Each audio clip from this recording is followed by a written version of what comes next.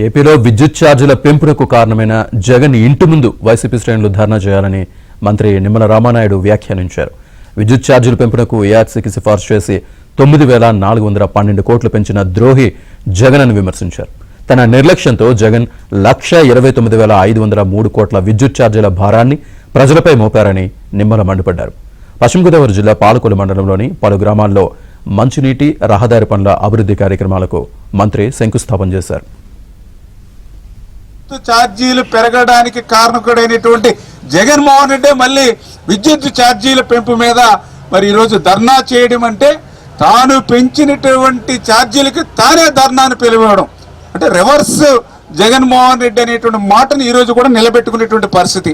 నిజంగా విద్యుత్ ఛార్జీల పెంపు మీద ధర్నా చేయాలని అంటే తాడేపల్లి రాజప్రసాదం ముందో లేకపోతే జగన్మోహన్ రెడ్డి ఇంటి ముందో ఈ యొక్క వైఎస్ఆర్సీపీ శ్రేణులు మరి ధర్నా చేయవలసినటువంటి పరిస్థితి.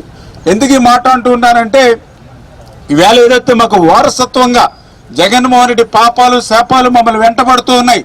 ఏదైతే ఆ రోజు 2021, 2022 జగన్మోహన్ రెడ్డి ప్రభుత్వంలోనే ఆ రోజు 3,082 కోట్ల రూపాయలు ఆ రోజు ఈఆర్సీ సిఫార్సు తోటి ఆ రోజు ట్రూ ఆఫ్ ఛార్జీలు అని చెప్పి మనందరి నెట్టి విడిచినటువంటి పరిస్థితి.